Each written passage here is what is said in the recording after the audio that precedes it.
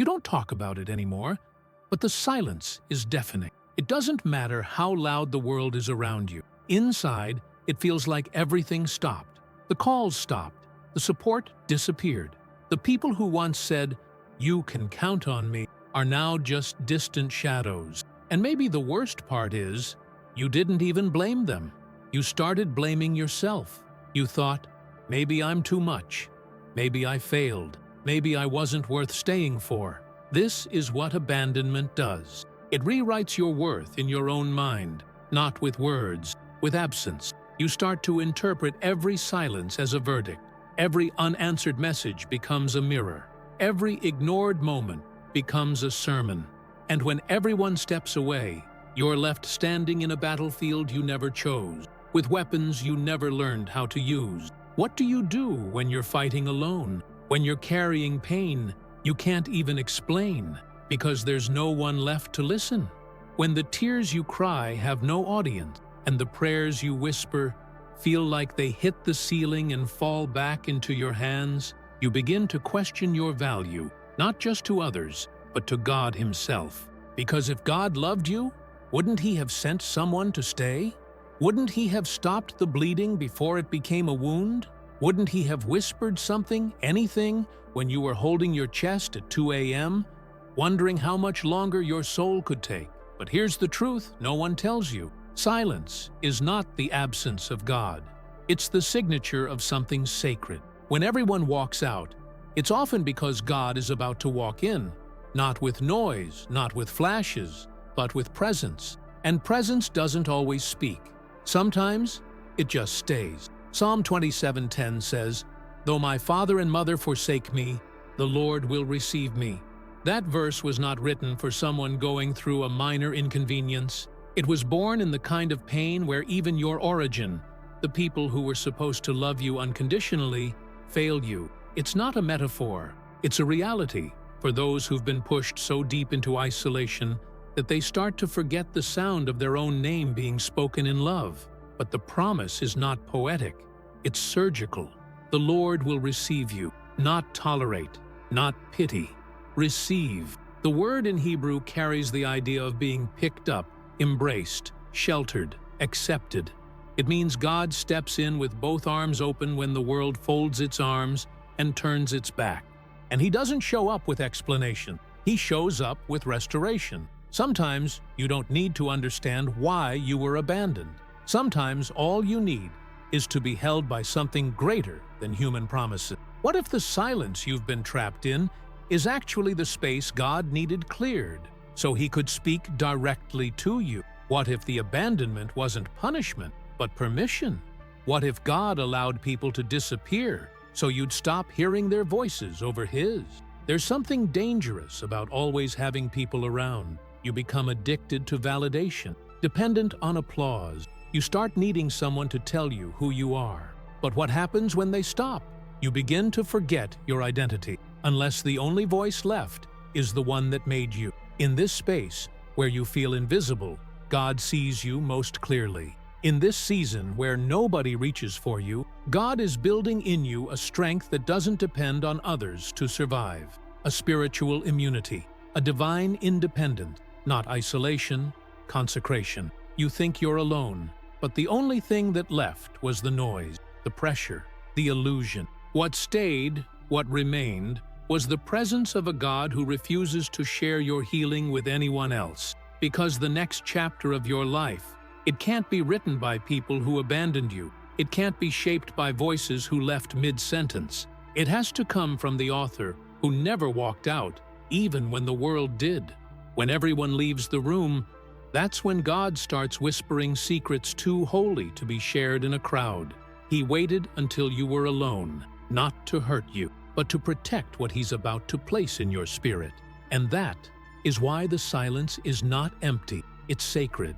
You keep wondering why God didn't stop them from leaving. You pray with your hands open, asking Him why the doors closed, why the relationships died, why the people you would have given everything to couldn't stay for even your lowest moment. And yet, deep down, beneath the heartbreak, there's another question, one you're almost afraid to ask. What if this had to happen? What if the absence of others is not proof that God forgot you, but the evidence that He chose you? Because the truth is, God doesn't build warriors in comfort. He builds them in caves. And some caves aren't made of stone. They're made of silence, rejection, loneliness, the kind that breaks you down slowly until all you have left is the question, what now? That's when He begins. Because you can't walk in your true calling while you're still attached to the people who were only meant to walk with you for one chapter. There's a hidden cost to being chosen. It's not spotlight, it's separation.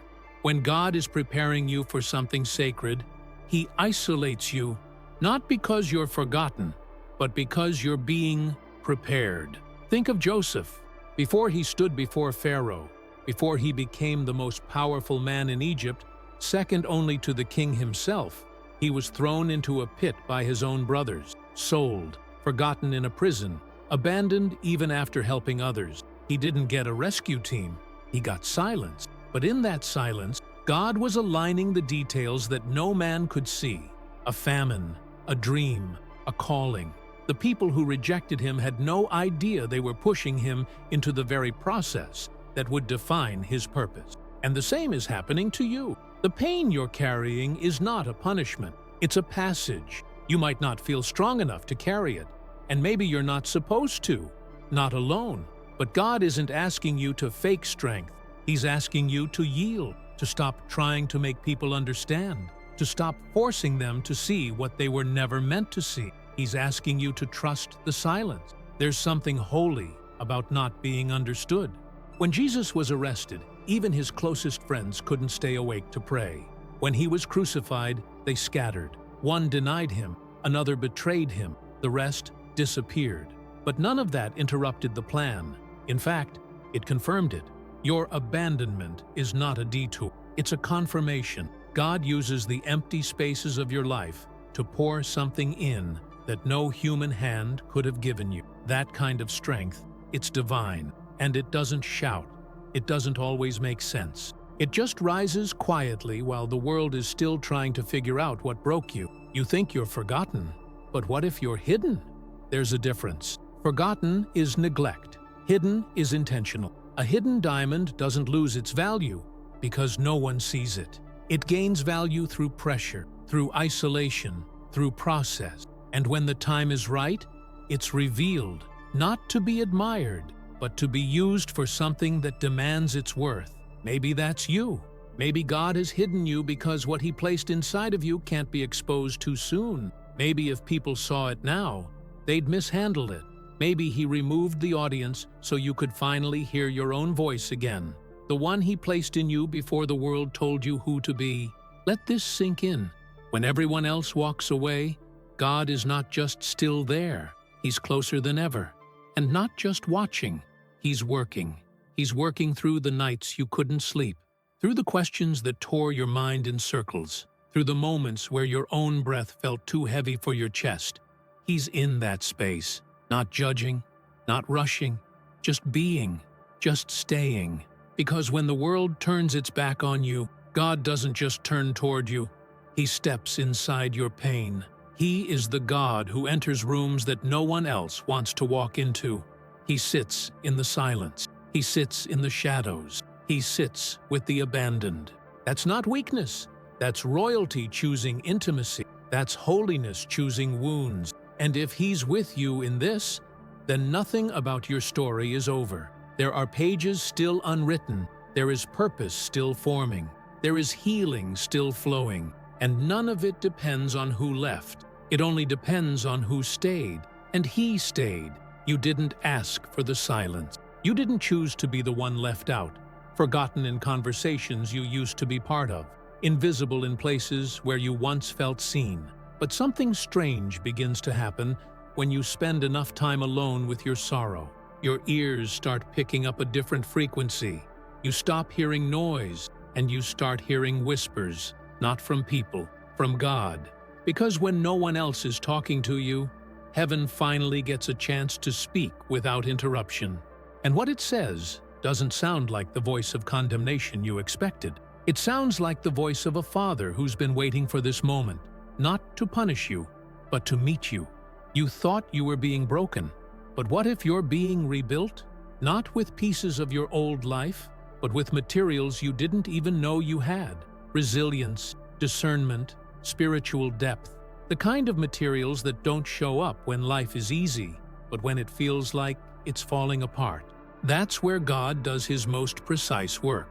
Not on the stage, but in the shadows. Not when you feel strong, but when your legs are shaking.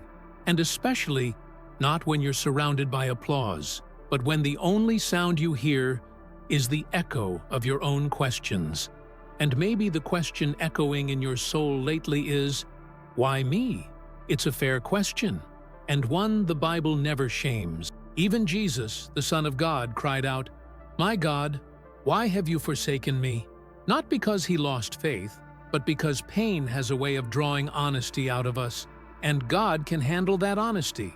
He's not offended by your question. He welcomes them, because every question brings you one layer closer to the real conversation he's been wanting to have. Not just about your pain, but about your purpose. Pain isn't the end of your story.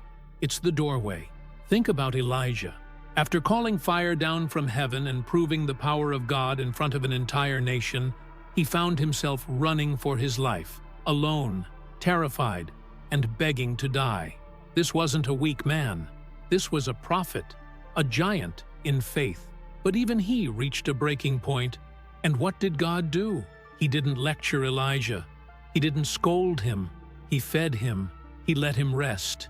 And then he whispered to him in a cave, not in an earthquake, not in a fire, not in a storm, in a whisper. Because God knows what you need when you're barely holding on. He knows how to speak to the part of you that's not looking for a miracle, just a reason to stay, a reason to believe that this chapter matters, that your pain isn't wasted, that the tears no one else saw actually reached heaven, and they did. The Bible says, God keeps your tears in a bottle. That means not a single one was overlooked, not a single night was missed, not a single cry was unheard. You don't have to pretend with him. You don't have to smile through it. You don't have to convince him that you're okay. You can fall apart because he knows how to hold what breaks. And when he holds it, he doesn't just comfort it, he transforms it. He turns the pain of betrayal into the strength of discernment. He turns the ache of rejection into the clarity of identity. He turns the loneliness of this season into a sacred sanctuary, where your spirit finally learns the sound of his presence. A sound that will guide you when the crowds return. A strength that won't vanish when applause fades. A faith that doesn't depend on who stays, because it was built in the fire of who left. You're not behind. You're not forgotten. You're being recalibrated. You were depending on voices that could never carry your calling. And now that they're gone, you're being reintroduced to the only voice that ever mattered. And that voice is not speaking shame over you. It's speaking destiny. It's saying, I have not abandoned you. I've positioned you. Because there's something about the valley that prepares you for the mountaintop. And there's something about walking through fire that makes you immune to the lies that once made you beg for people to stay. When you survive isolation, you stop negotiating your worth. You stop trying to convince people to love you. You stop lowering your voice so they won't feel threatened by your presence. You start realizing that being alone didn't make you less. It revealed that you were more. And now, you're dangerous to darkness because you've been through enough silence to know how to hear truth. You've faced enough absence to know who your real source is. You've cried enough to know the sound of your soul when it's tired, and the sound of your Savior when he enters that space and simply says, I'm here.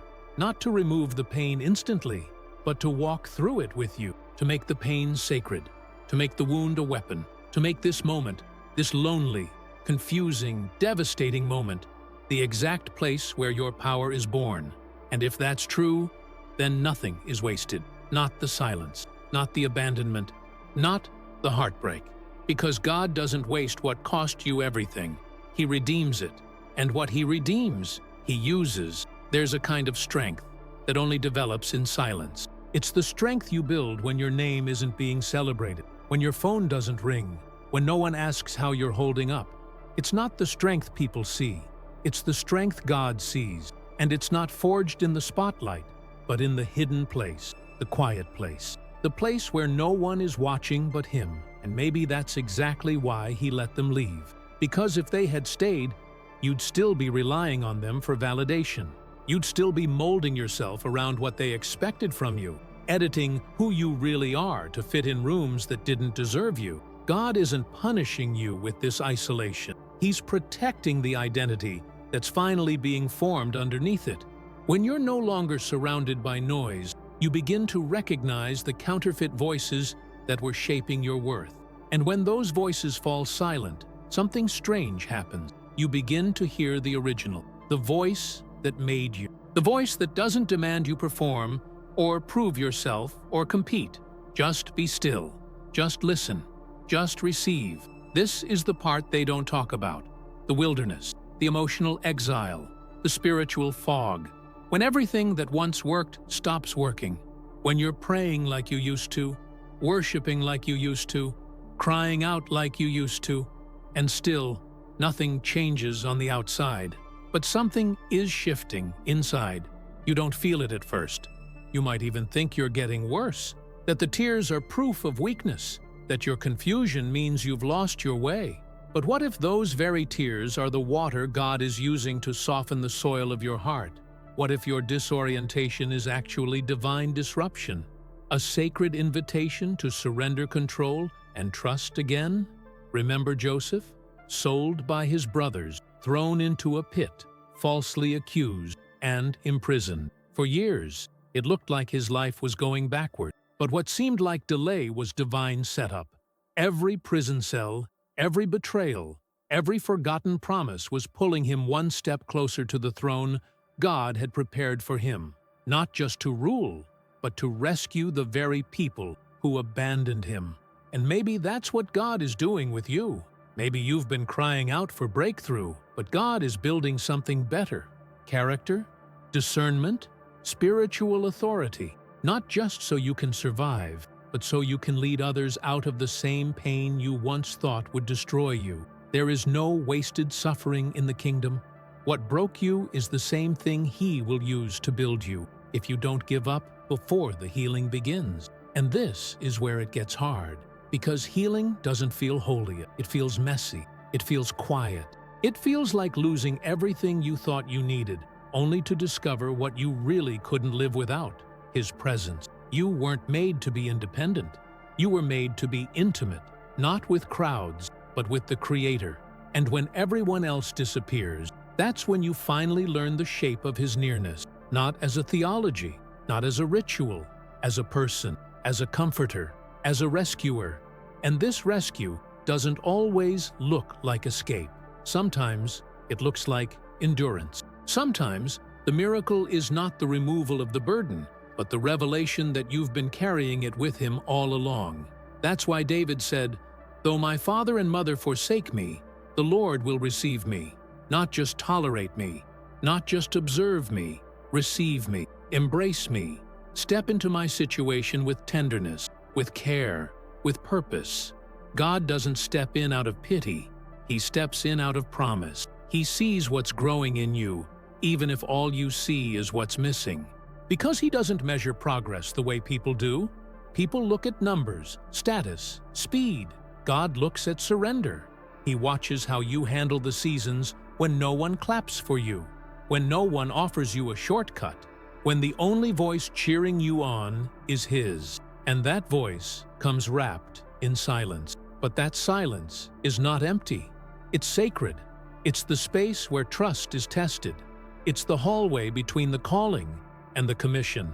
It's the preparation for what your prayers were really asking for: deeper faith, real freedom, unshakable peace. And those things don't come from comfort. They're birthed in pressure. The pressure that made you cry, the pressure that made you question everything, the pressure that made you feel like giving up. That's the very place God chose to deposit your next level. He didn't skip over your pain. He went into it. And He's still there, right now, not waiting at the end of the tunnel, sitting with you in the middle of it. The same way he sat with the 3 Hebrew boys in the fire, he didn't put it out. He just made sure they weren't alone in it. And when they came out, they didn't even smell like smoke. And that's what he's doing with you. When this is over, and it will be over, you won't carry the stench of bitterness. You won't walk with a limp of resentment. You'll move with grace. You'll speak with power. You'll live with perspective. Not because it was easy, but because it was holy. And the holiest moments don't always come with hallelujahs. Sometimes they come with silence, with shaking, with questions, with tears. But in that sacred chaos, something eternal is being written inside you. A story that others will read, not from a page, but from your presence. Somewhere deep inside you, you already knew it. That this wasn't just a low point. This wasn't just a season to survive. It was a sacred initiation. The pain wasn't random. The silence wasn't punishment. And the absence of help wasn't abandonment. It was design. It was orchestration. It was God setting the stage for something only He could walk you through. Because if anyone else had held your hand, you might have given them the glory He deserves. You see, when you finally have nothing left to lean on, that's when you realize who was holding you the entire time. And maybe you've been blaming yourself. Maybe you've replayed every moment, every decision, every word you wish you could take back. You've looked at your life and called it a mess. You've seen only ruin, brokenness, things that can't be undone. But that's not what God sees. He sees the raw material of your destiny, and He's not afraid of what's been shattered. Because He's not just a builder, He's a restorer. And restoration doesn't mean returning to what used to be. It means creating something stronger, more beautiful, and more useful because it broke, because it cracked, because it was tested and tried and nearly destroyed. Think of the Japanese art of kintsugi, where broken pottery is repaired with gold, highlighting the cracks instead of hiding them. The scars become part of the story. The object becomes more valuable, not in spite of its damage, but because of it. That's what God does with you. You weren't supposed to come out of this looking untouched. You were supposed to come out of it anointed, not perfect, but marked, not polished, but purified, and not to impress people who left you, to carry the glory of the one who never did. That's why it had to be you. That's why it had to feel like no one came to help. Because when God raises someone that nobody helped, there's no confusion about who gets the credit. When He rescues someone that everybody gave up on, the story carries a weight that no man can manufacture. And that's why your story will speak louder than your words ever could. The people who once looked down on you will be the same ones who look to you for direction, not because you proved anything to them, but because you allowed God to prove something through you. You let Him work in the dark. You let Him move in the pain. You stayed when leaving would have been easier. And that obedience opened the heavens, because every time you said yes, through tears, through exhaustion, through loneliness, you were unlocking a door, not just for yourself, but for generations to come. What you endure in silence today will echo in the lives of people you may never meet. A legacy is being written not with applause, but with tears. Not with visibility, but with obedience. You thought you were being buried, but you were being planted. You thought you were forgotten, but you were being hidden, protected from what could have ruined you too soon, shielded from battles you weren't meant to fight yet. And now, everything that felt like delay is about to reveal itself as preparation. Because when God decides to bring you out, He brings you out with clarity, with boldness, with a depth that only the dark could have given you. You start moving differently. You stop chasing people who don't value you. You stop apologizing for being chosen. And you begin to walk with the quiet confidence of someone who knows who's been with them in the valley. That's the shift, when the rejection stops feeling like an insult and starts feeling like protection. When the isolation doesn't feel like a punishment, but a privilege. Because only the chosen are trusted with that level of intimacy.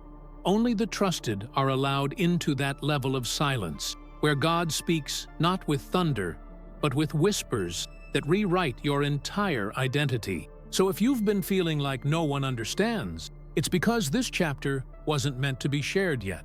Some revelations come in the wilderness, some breakthroughs happen behind closed doors, and some encounters are so sacred, so personal, that even if you tried to explain, the words would fall short. But God understands. He collects every tear. He interprets every groan. He sits with you when the prayers don't come out right, when all you have is silence. When your spirit cries louder than your voice, that's not failure. That's not weakness. That's communion. You are not too broken. You are not too late. You are not too lost. You are in the hands of a God who finishes what He starts. And He didn't bring you this far to leave you now. This is not the end of your story. This is the beginning of the chapter that will change everything. Not because your circumstances have shifted, but because you have. You've been transformed in ways that eyes can't see yet, but heaven sees it. And when the time comes, the world will too. Not because you shouted your way out, but because you survived the silence. And now, everything is about to make sense.